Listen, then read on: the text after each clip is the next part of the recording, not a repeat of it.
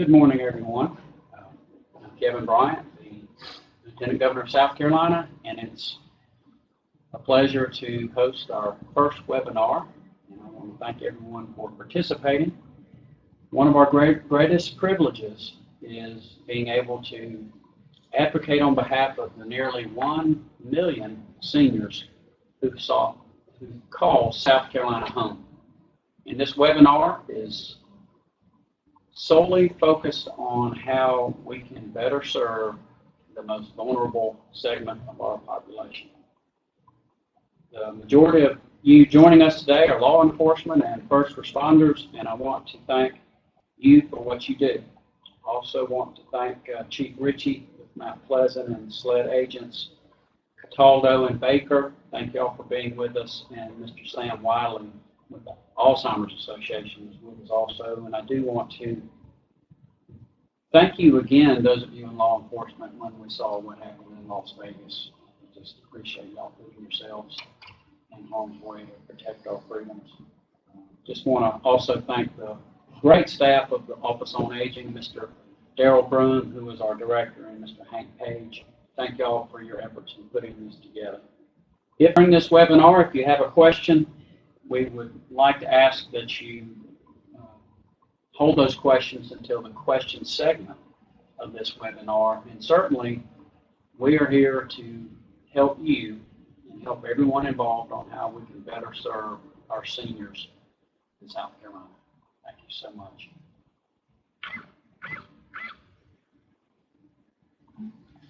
Good morning. I'm Carl Ritchie, Chief of Police with County Mount Pleasant.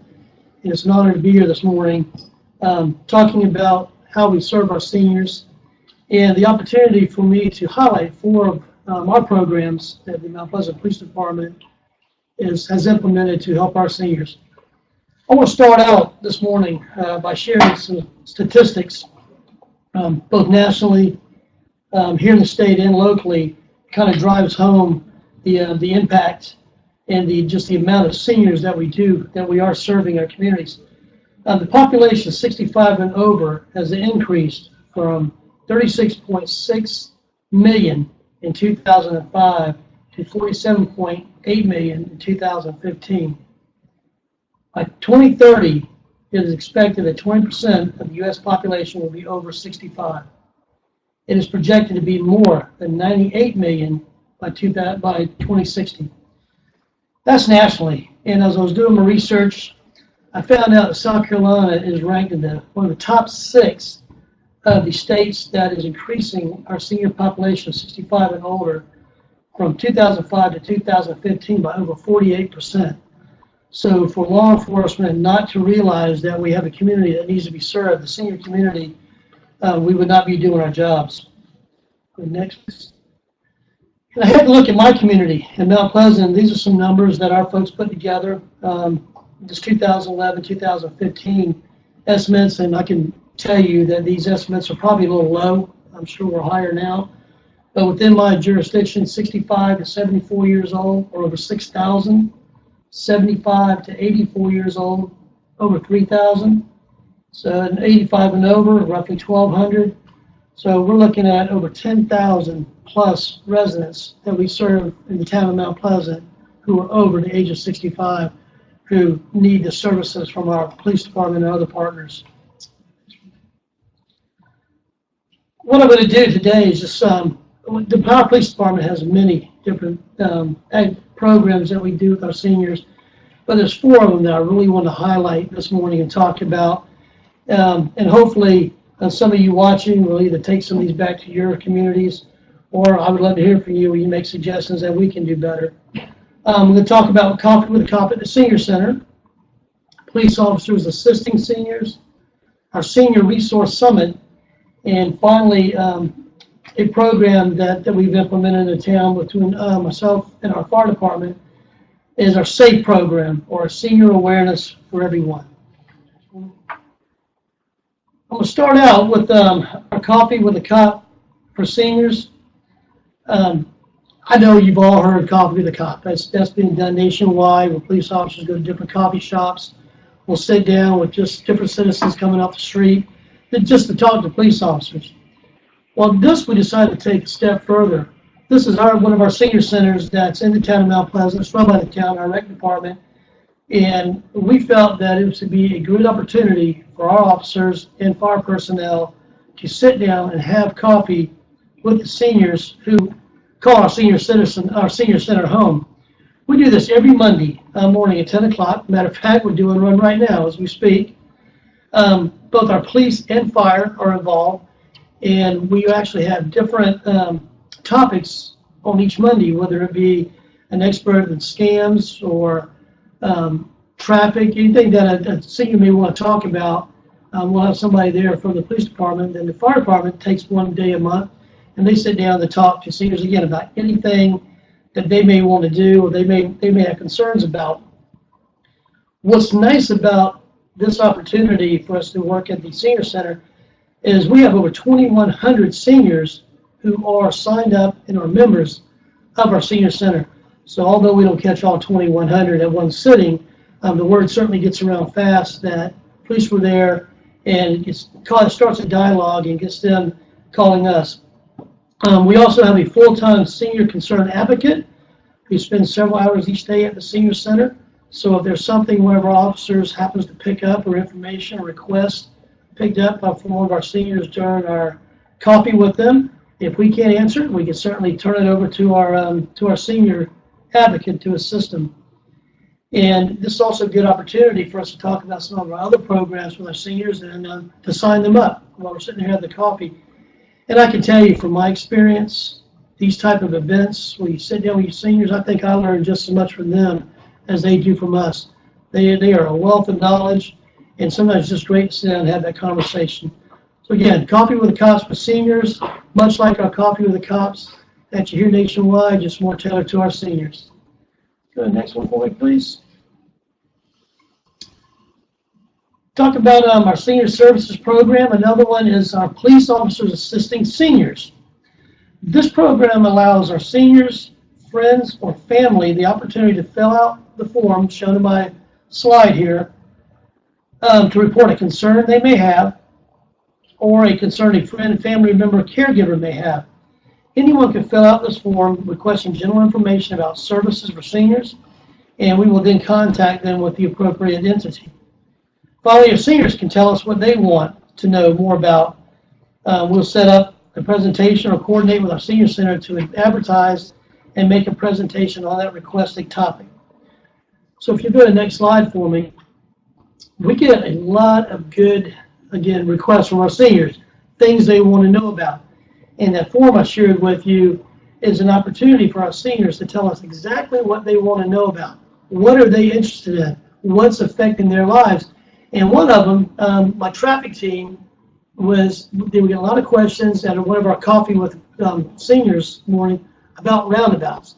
I don't know if you have roundabouts in your neighbor or your jurisdictions, but they can be daunting for any driver. And these are our seniors are very concerned about how to drive through a roundabout. So we put on some training, some discussion, and it was a good class for those folks to look at just how to deal with the roundabouts and other traffic concerns they had. Okay, next one. Another one is obviously frauds and scam seminars. This seems to be another one of the topics that we hear often about from our seniors and their family members, because our seniors, they're targeted by all kinds of different scams, everything from, your grandson's in prison, I need you to fill the iTunes card up or send money or cash. And we want them to understand that, they can say no, but we don't want them to be victims. So knowing that this was one of the topics, we put on several seminars, not only at the senior center, but at some of our churches and at our assisted living facilities, to sit down with our seniors, to send in my detectives and officers who are expert in this field to talk about these scams and concerns they may have. Thanks.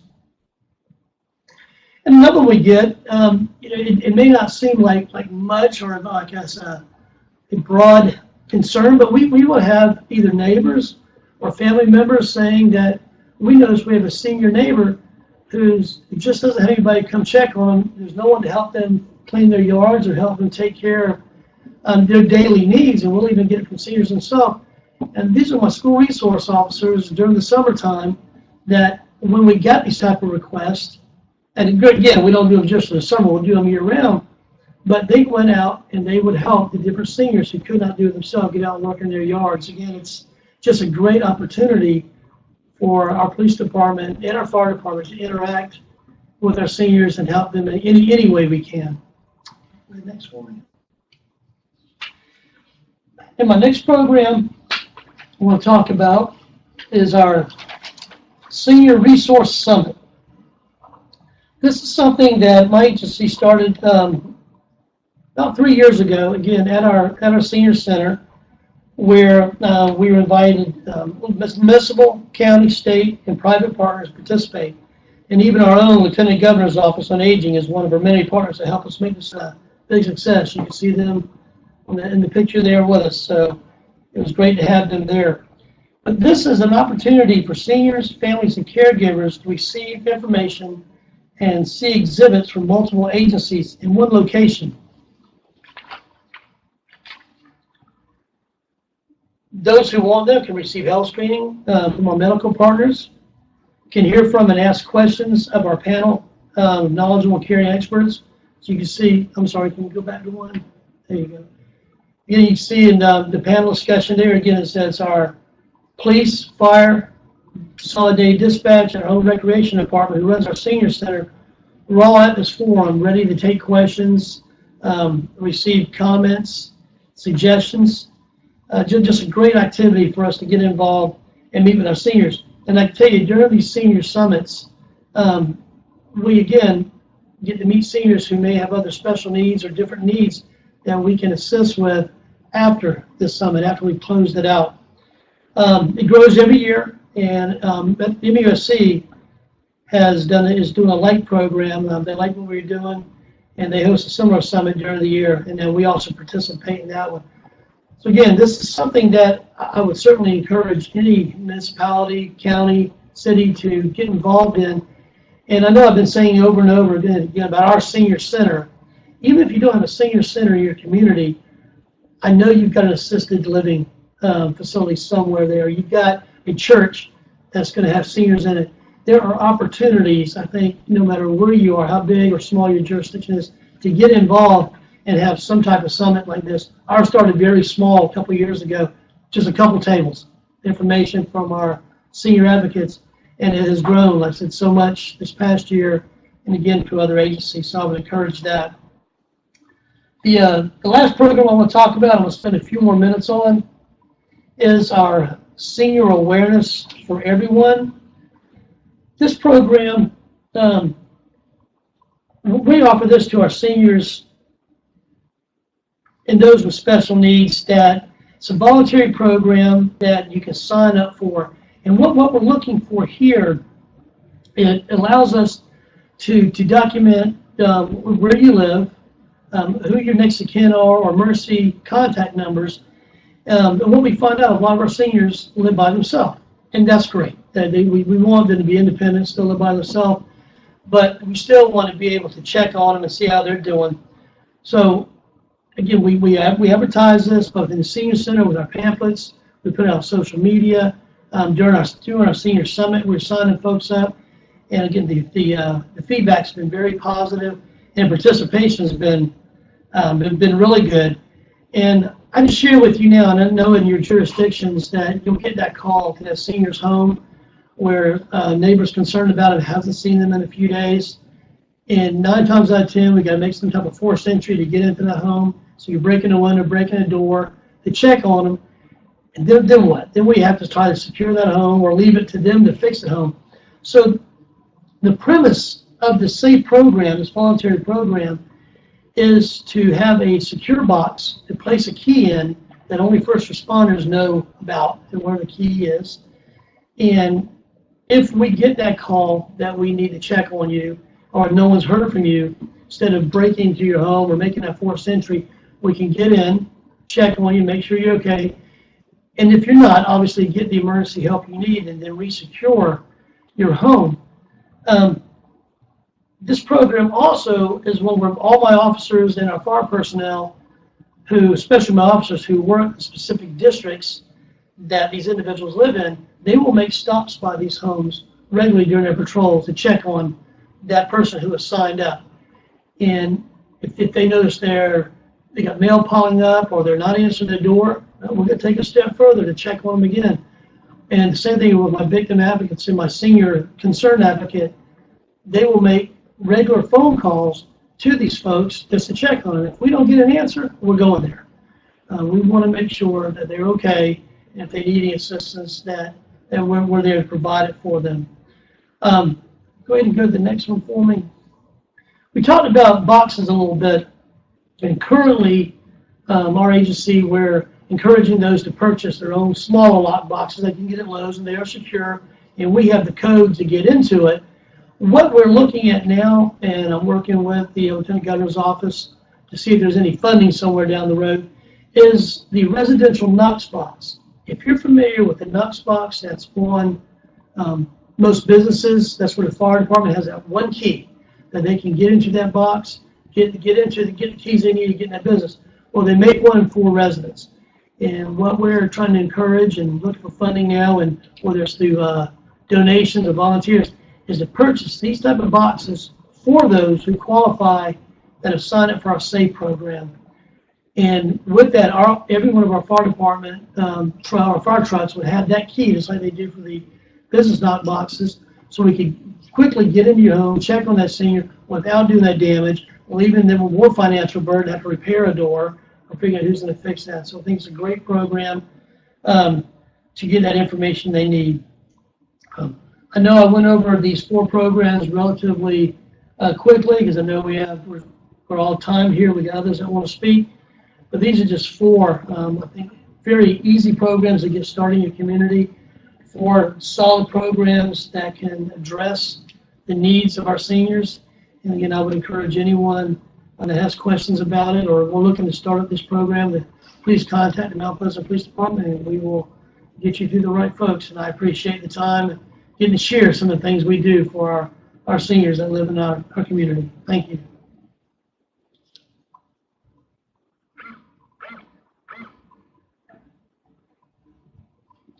Good afternoon. My name is Alex Cataldo, and I'm the Amber Alert Coordinator for the South Carolina Law Enforcement Division. I handle all 3 statewide alerts: the Amber Alert, the Endangered Missing Person Notification System, and Blue Alert. I only have a few minutes today, so I want to talk to you about the Endangered Missing Person Notification System. Governor Haley signed this alert into law in May of 2010, and we have activated since then 13 times. The purpose of this alert is to provide a statewide system for the rapid dissemination of information regarding a missing person who is believed to be suffering from dementia, Alzheimer's, or some other cognitive impairment. It is only used in the most severe cases, and there is a list of criteria that needs to be met in order to activate. We notify a group of state agencies, local broadcasters, and other media that have agreed to rapidly disseminate the information regarding a missing person. The criteria: law enforcement confirms that the missing person is suffering from dementia or some other cognitive impairment. Law enforcement concludes that the disappearance of this missing person is a credible threat to the person's welfare and safety or the public's safety.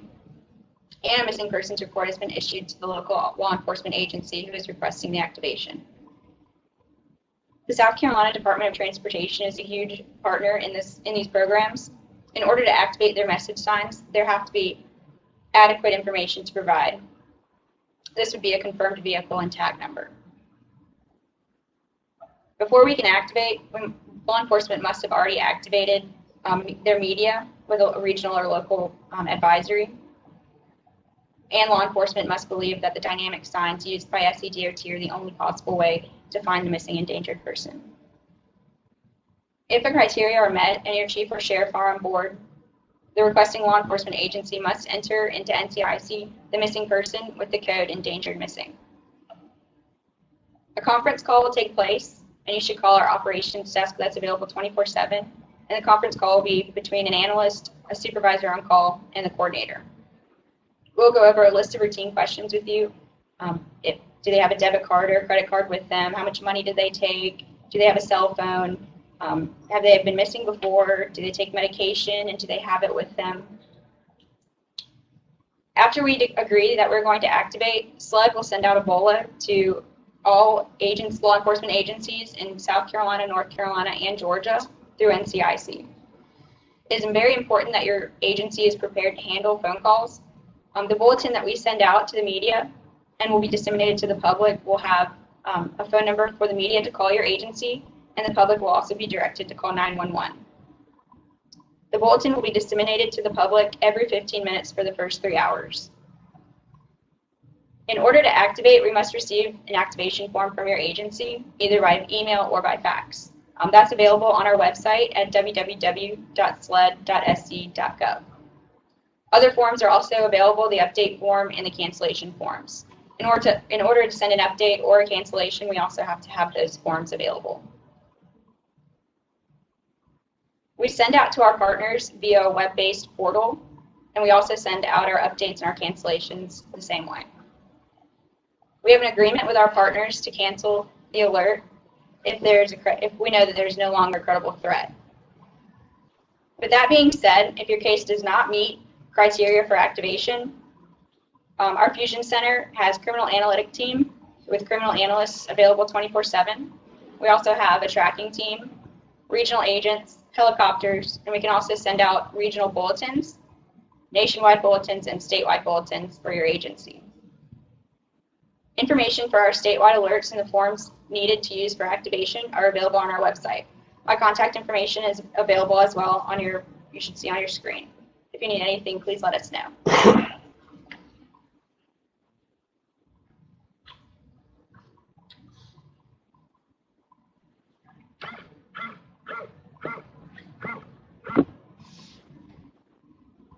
Good morning.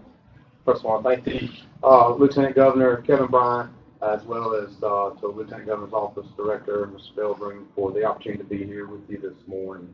I want to spend just a couple of minutes talking about Alzheimer's disease and related dementia and some of the resources that the Alzheimer's Association are able to provide for families and individuals, as well as professionals in the communities in South Carolina. What we're looking at first here is some problematic changes that people with Alzheimer's disease and other individuals with a dementia experience as they move through their health problems.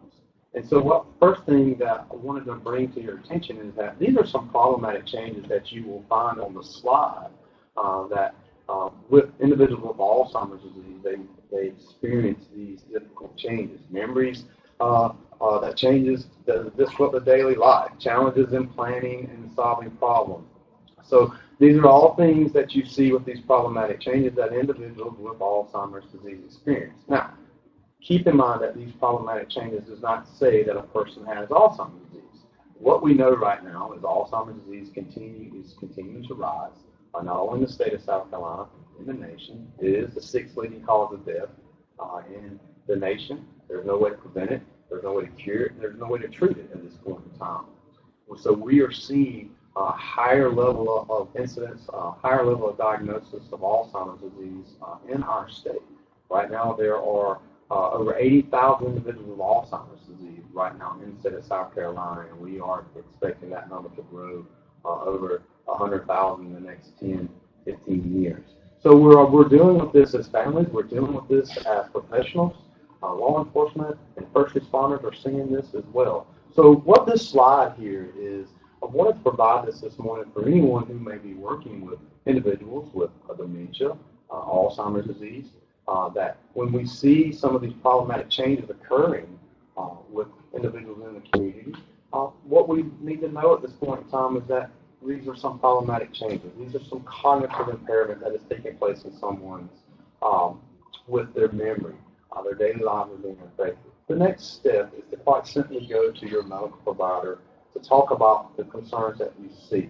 And so it's important that as a family member, as a first responder, a law enforcement, as a professional, when you're working with individuals and you start to see some of these problematic changes, then you can begin to believe that, hey, there is some problematic things that are taking place with this person. And the next step for them is to go to the medical provider to discuss these problematic changes. It's very good for a professional to be able to use this when families call us and they're asking about concerns. When individuals call us and they're asking about concerns that they're having with their memory, this is where we start. So I thought this was a good slide to show starting out of the gate, just for anyone to be able, that's working or interacting with individuals with Alzheimer's disease, to be able to know where they particularly need to start.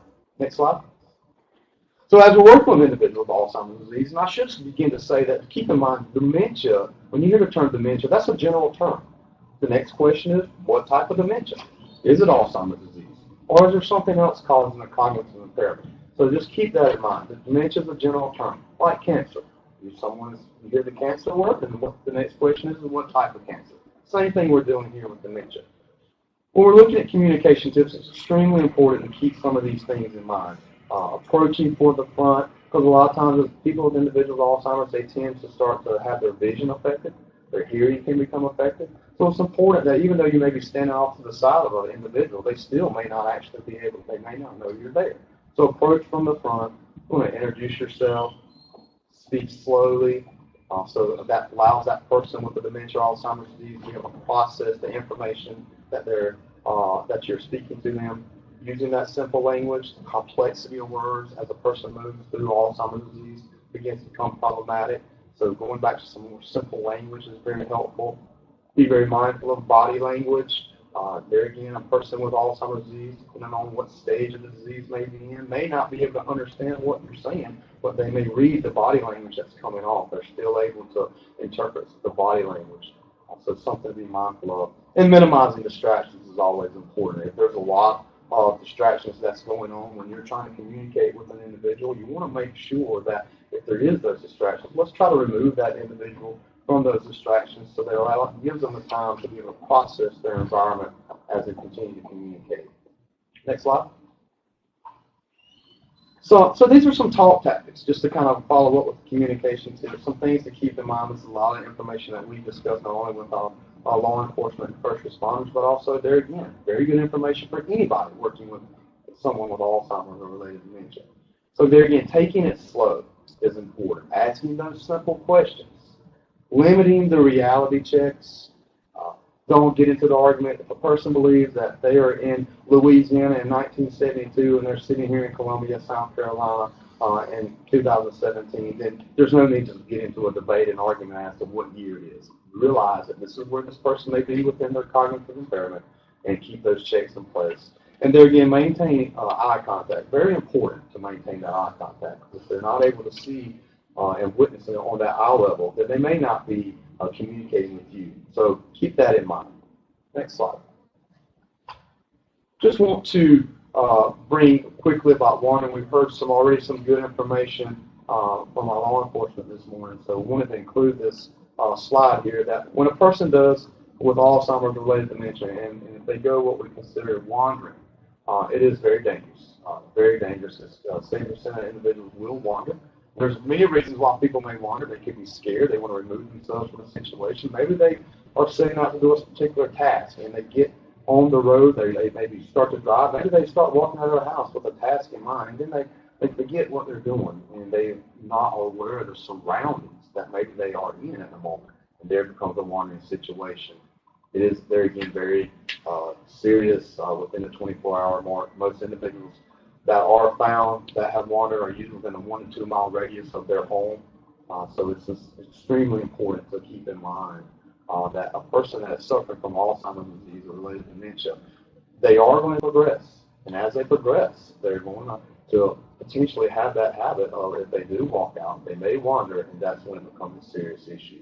So keep that in mind. Make sure your law enforcement is aware of what's going on with your loved one in the community if you're experiencing some problems. And know who that person is.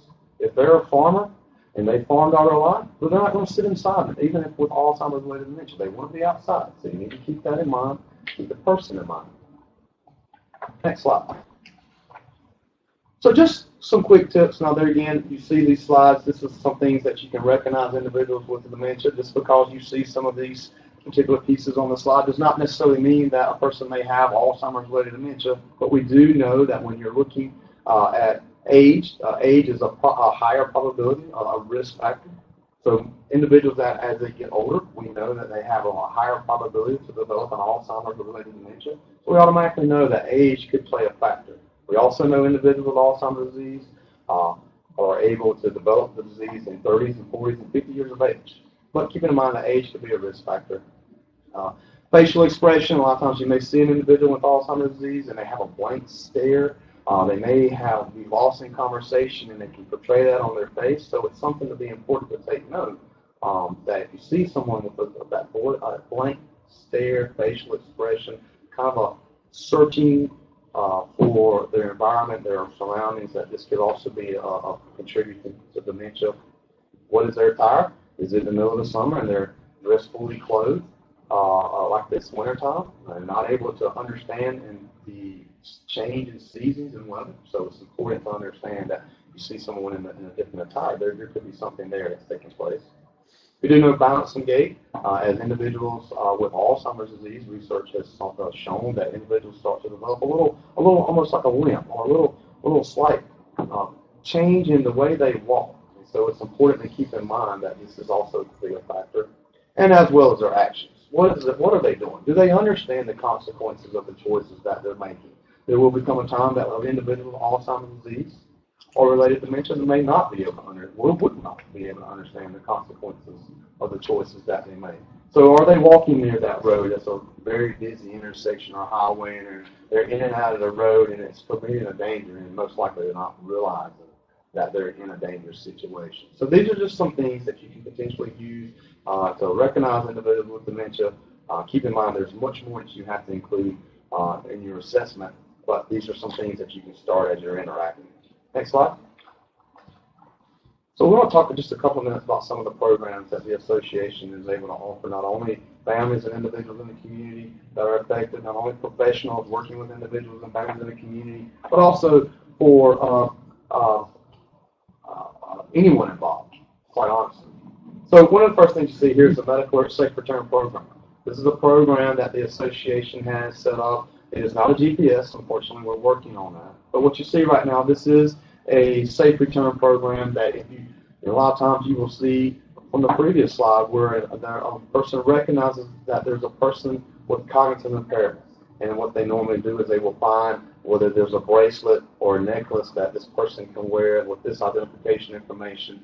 It will contact the association's emergency department. And in return, what will happen is the emergency department will contact first responders in that person's location, giving them the information of who they are, what is their medicine, what do they have Alzheimer's disease, giving them all the information they need to get the first responder to that individual in order so we can get that person back safely home. Our job at the association is to relay that information, but also contact the South Carolina staff in order to work with law enforcement, first responders, and the family in any way that provide that additional support. This is something that the association will pay for the first year enrollment for this program, and it is, has over a 90 return success rate. So another good service to keep in mind. Something is better than nothing, so please keep that in mind. Next slide. A couple other services and programs that we're able to provide. We do a lot of educational programs for families and professionals. We do that in the communities. We do that over the phone. However, the person or families or professionals need that information, we're going to provide that education. It's free of charge. This is part of the service that we provide. The 24-hour helpline is extremely important. That 24-hour helpline is 1-800-272-3900. I'm going to say that again, 1-800-272-3900. Families, individuals, professionals can call this number day or night. We have licensed social workers and counselors on staff 24/7 waiting to take a call at any point in time. We provide information about referrals, about services the family is looking for, how to connect, refer to Lieutenant Governor's Office on Aging, or whatever a person may be looking for. We get that information for them. And then the care consultations, we go just a little more in depth. Maybe a lot of behavior problems, a lot of concerns that families just don't know where to turn or where to get services. We really go into a care plan, spending the time with the family that they need in order to be able to get the services that they want for themselves and their family. We have support groups in the community across the state. We do a lot of online community education as well. And then we have some safety services, as I just mentioned, the Medical Alert Safe Return Program. It also, I would be reluctant if I didn't mention our respite care program. We work very closely with the Lieutenant Governor's Office on Aging, as well as our area agencies on aging, Aging Disability Resource Centers, where we're able to collaborate with a respite program that can help caregivers get a much needed break from the care that they're providing with their family members. So hopefully they can recharge and be able to keep providing that care for their loved ones. We also have a sitter service program that's not mentioned on the slide. It's a program that for anybody, family member, caregiver that wants to attend an educational program, an event within the association, we're able to provide a little respite care for families to be able to get out and go get the needed education that they need. So 2 more programs that we offer that are not mentioned on the slide is respite care. And the last slide. So this is just a little bit more information about that we have. We have a lot of information online where people can contact us at alz.org. Tremendously, everything that we're able to provide in the communities and on the phone, we're able to provide actually on the internet and online as well. So I want you to keep that in mind, please. There again, don't forget the 800 number. It's one of the best things. I used to be involved in a lot of government work, and if we had a 24-hour, 7-day-a-week phone line, it would be a tremendous piece. So keep this in mind as you will go through support groups and online community support, as well as free educational programs through basics, behaviors, warning signs, first responder training, whatever you may need. We have that information online. Thank you.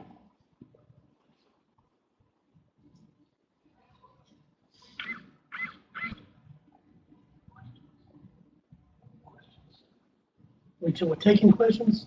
If anybody has any questions, we'd love to hear from you. I did notice here that several folks have asked for the PD's PowerPoint and the PowerPoint for the Alzheimer's Association, and we'll be happy to provide this to you.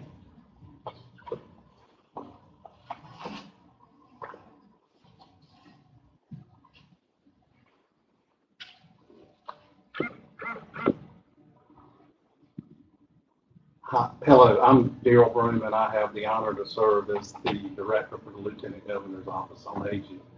I would just like to close by saying thank you to everyone who participated today. Thank you for your interest, your participation. Most of all, thank you for what you do each and every day.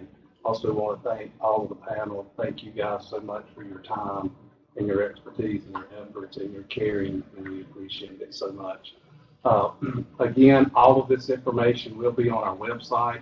We can also make the PowerPoint and the contact information available if you'll call our office, and you can call 1-800-868-9095. That's 1-800-868-9095. Again, thank you for your participation, and please let us know if we can help in any way. Thank you.